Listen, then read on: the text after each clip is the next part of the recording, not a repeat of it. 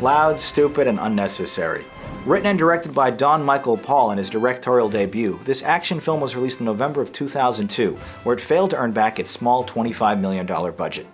It also has the notable distinction of being the only Steven Seagal film to be rated PG-13.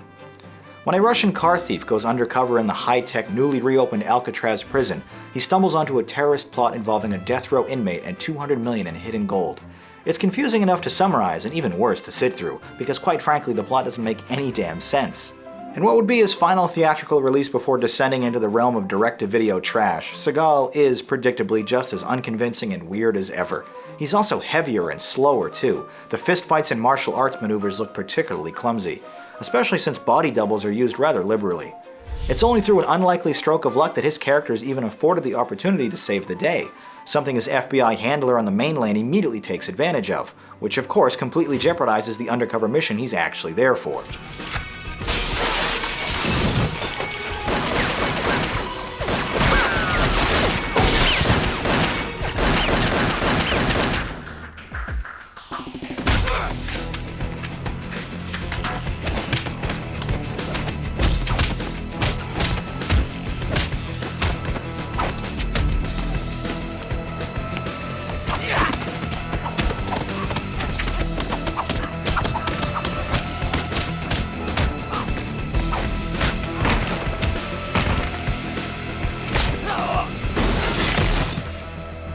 As his sidekick, rapper-turned-actor Ja Rule honestly has no business being in an action movie.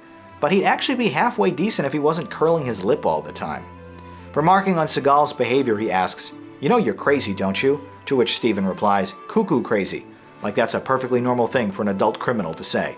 As the soon-to-be executed convict, the soft-spoken Lester McKenna brings a surprising amount of perspective and maturity to this otherwise brainless feature. That being said, the access and accommodations the authorities give to this death row inmate seem extremely unorthodox. Like they even allow him to choose the wall-sized screensaver image of his own execution chamber. Morris Chestnut and Nia Peoples are the requisite bad guys, the former yelling orders without motivation, while the latter is dressed like a $2 whore. In a nice change of pace, however, the prison warden, portrayed with an infectious amount of charm by Tony Plana, is actually rather decent to his captors and is not the film's antagonist. This is an action movie though, so let's talk about the gunplay. Everyone in this movie is a terrible shot, especially Ja Rule. On 3 separate occasions he has someone lined up in his sights, dead to rights, but lets them escape completely unscathed. Literally thousands and thousands of rounds are fired throughout the course of the 98-minute film, but I'm pretty sure only like 2 people actually die from gunshot wounds. Later, during the frenzied climax, a couple of nameless thugs fire RPGs at Rule and Seagal, who are perched in a crashed helicopter 20 feet off the ground. In the split second it takes for the rocket-propelled grenade to reach them, the hip-hop singer locks onto the projectile with an advanced targeting machine gun and prematurely explodes it before they're damaged. The seriousness in which Half Past Dead handles ridiculous nonsense like this is unintentionally amusing. To anyone who's ever visited the island, it's painfully obvious this picture did not film there. In fact, the few exterior shots of Alcatraz were actually outtakes from Michael Bay's The Rock. Truthfully, this tired story could have taken place at any prison, anywhere, and been just as effective, if not more so.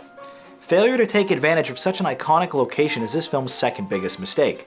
The first, of course, is Steven Seagal.